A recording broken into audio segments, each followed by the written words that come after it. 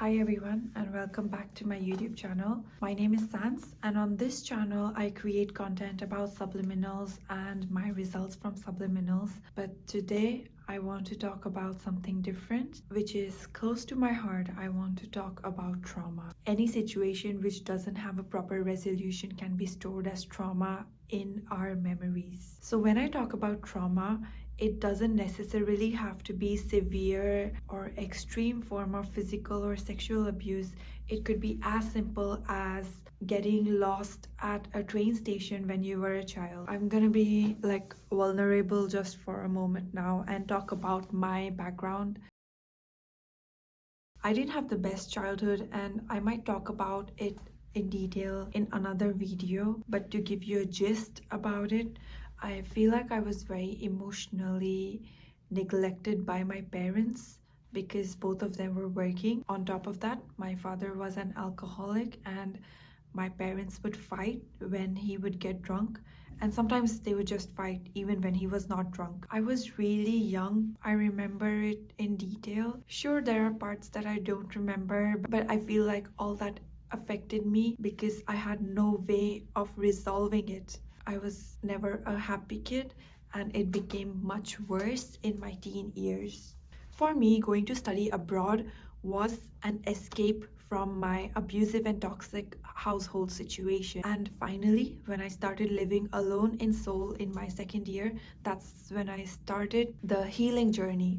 Healing happens in a spiral kind of way, and it is a lifelong process, and I'm nowhere near to overcoming all of the trauma I have, but I do want to share some resources in this video that have really helped me. Number one, the thing that helped me the most was Teal Swan's completion process. I think my life took a turn in a positive way when I found Teal Swan's content. She has a book on the completion process, and if you search on YouTube, you can find Teal guiding other people through the completion process, and that's how I learned it. Doing that process on myself has really helped me come out of my shell.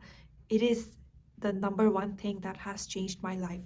The number two best thing that changed my life was or is subliminals. My confidence, self-esteem, self-love, and success and inner drive have all been boosted once I started listening to subliminals. But I also want to add that I needed to work through some trauma that I had before the subs started working in the way they were supposed to work and work really fast. And before that, maybe they were working, but I didn't always have desired results. The third resource is books by 𝒽𝓄𝑒. 𝒽𝓄𝑒's book on mirror work, which is like looking at yourself in the mirror and appreciating and telling you that you love yourself, as well as the other audiobooks that are available on YouTube.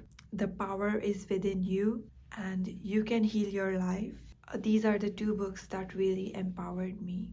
Moreover, 𝒽𝓄𝑒's own life story was what gave me hope that if someone like her who has been through extreme amount of trauma can overcome it and have a successful life as an adult, that gave me hope that I could do the same. Number four is parts work therapy. I think if you search on YouTube, you can look at some examples of how it's done. Basically, we are not just one person. Each part of us has different personalities. Once you start communicating with the different personalities inside you, it creates resolution, integration, and a deeper understanding of yourself. Number five is books by Joe Dispenza, especially Breaking the Habit of Being Yourself. In the book of Breaking the Habit of Being Yourself, he talks about how you can change your genes and how the genes are expressed through your internal environment, which comes through positive self-talk and affirmations. I read this book a long time ago and it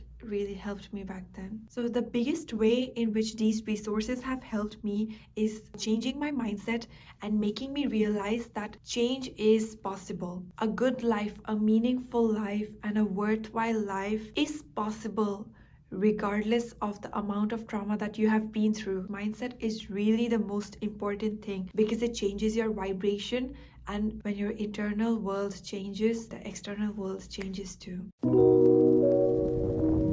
recently I met up with a friend of my parents who is around my father's age, so that should be around mid-50s, and I could see in him the effect of having a terrible mindset and then acting like a know-it-all about life because of his terrible mindset. So a person like that lives in determinism. He has no intention of changing his mind or his perspective about life, so he can be sure about his life being crappy all the time. I wanted to tell him, that 50-year-old guy, that the bad things happening in his life are a result of his negative thoughts and his crappy mindset. And the fact is that if you don't intentionally choose your thoughts or beliefs and just live your life with the trauma that you have without any attempts to change it, then having a terrible and painful life is inevitable. Moreover, you are passing on that negative energy to the people that interact with you. That is what made me realize the difference between your average Joe and a person like 𝒽𝓂𝓁 or Teal Swan or Joe Dispenza, people who are actually serving humanity. That's the difference between them. If this video or these resources helped even one person, this video was definitely worth making. Thank you and take care. I'll see you in the next video.